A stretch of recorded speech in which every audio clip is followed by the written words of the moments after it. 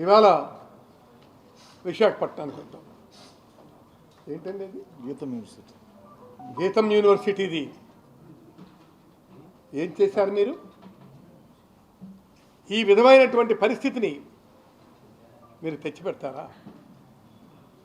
గీతం యూనివర్సిటీది అది అక్రమంగా చేస్తున్నారని చెప్పి మొత్తం గత ప్రభుత్వం పడగొడితే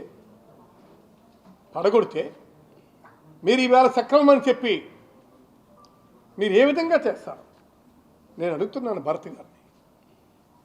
ఏమయ్యా భరత్, ఇదేనా ఒక పార్లమెంటు సభ్యుడిగా నీవు చేయాల్సినటువంటి వ్యవహారం? ఇదేనా? ఒక ప్రభుత్వం కొట్టింది, రైట్? ఇది అది it is a right are wrong? మీరు అది క్షుణ్ణంగా తెలుసుకున్న తర్వాత మీరు యాక్షన్ తీసుకోవాలి. క్షుణ్ణంగా తెలిసిపోయింది. ఇంత జరిగినప్పటికీ మీరు దాన్ని రెగ్యులేట్ చేసి మీరు దాన్ని స్వాధీనం చేసుకునే ప్రయత్నం చేస్తున్నారంటే ఏం ఎంపీవయ్యా నువ్వు?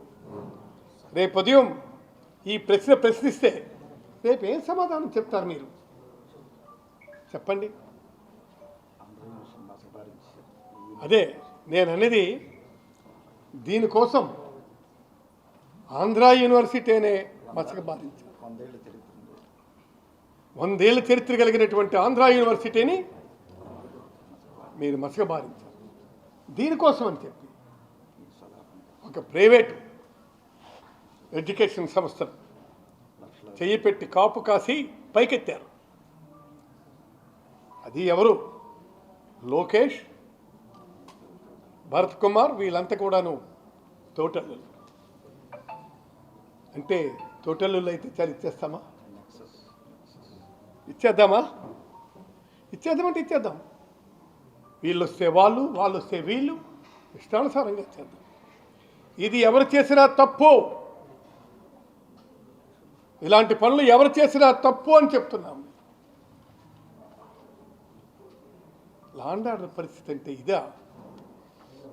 చెప్పండి. మీరు బాధ్యత కలిగినటువంటి పదవుల్లో ఉన్నారే, మీరు ఈ విధమైనటువంటి వ్యవహారం చేస్తే ఎవరు హర్షిస్తారు? ఇవాళ బయటికి మాట్లాడలేకపోవచ్చు. మీ అధికారం ఉందని చెప్పి బయటికి మాట్లాడలేకపోవచ్చు. ధైర్యం ఉండి నాలంటూ ఎవడు మాట్లాడచ్చు. దీన్ని మనం చాలా భద్రంగా ఎక్కడ తప్పు జరుగుతుందని చెప్పి అడ్మినిస్ట్రేషన్లో అనేకమైనటువంటి మెలకువలు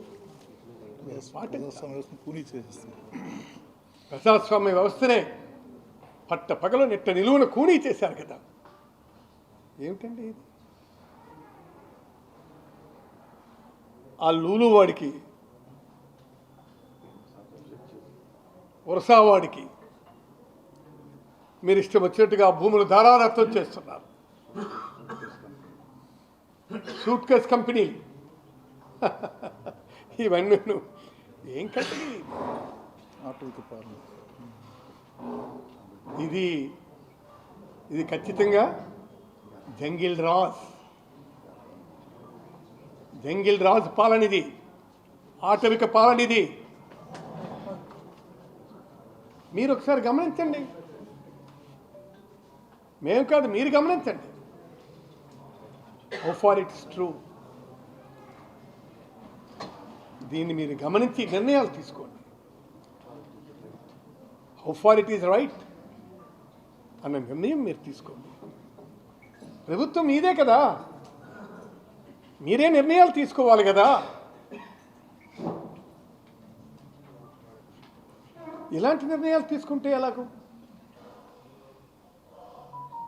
మీరు ఒకసారి గమనించండి.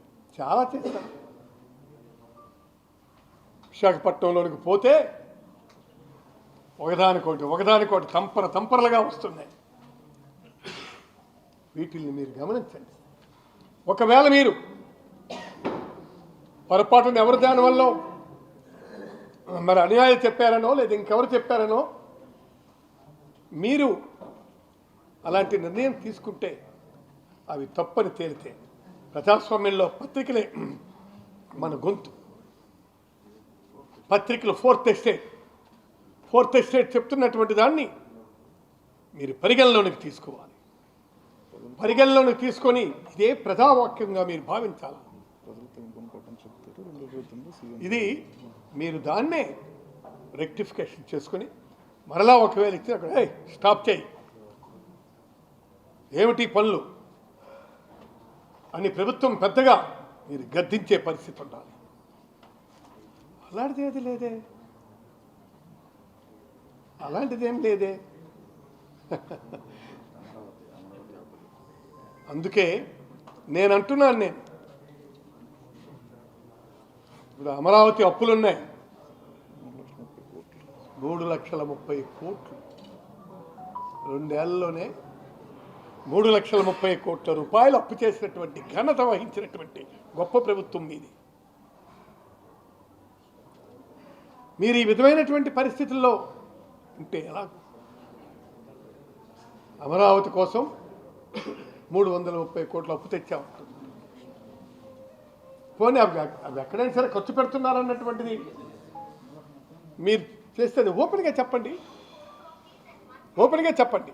ఇదిగో మేము ఫలానా దానికి చేసాం, ఇదిగో మేము ఫలానా దానికి చేసాం అని ఓపెన్గా చెప్పండి. అందులో తప్పు జరిగితే ఏమైనా చేస్తుంది, మీరెందుకు చేస్తారు? అదేంటది? మొన్న విడుదల రజని ఆమె మీద దాడి, ఇవన్నీ మీరు ఆలోచించండి.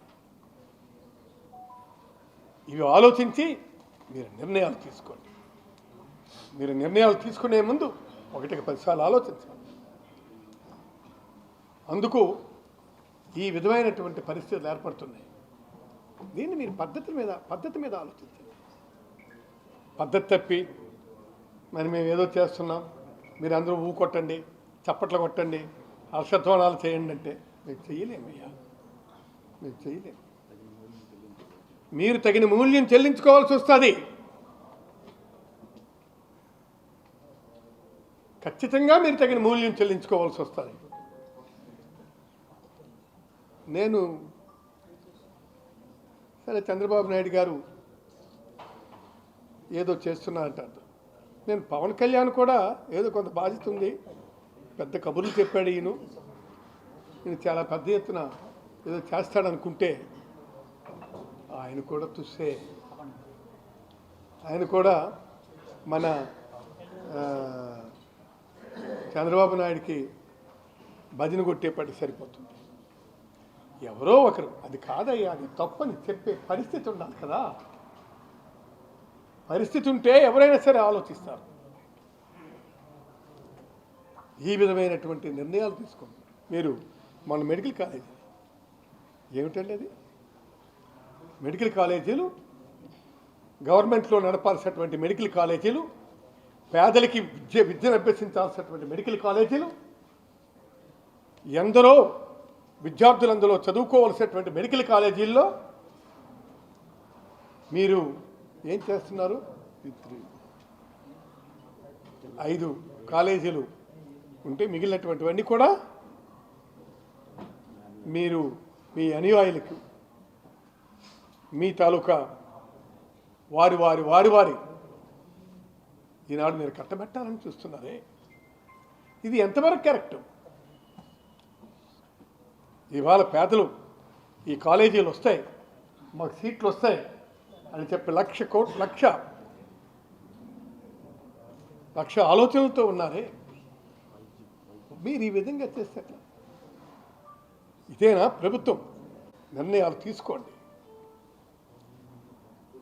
అందుకు నేను చాలా స్పష్టంగా చెప్తున్నాను, ఇలాంటి నిర్ణయాల వల్ల మీరు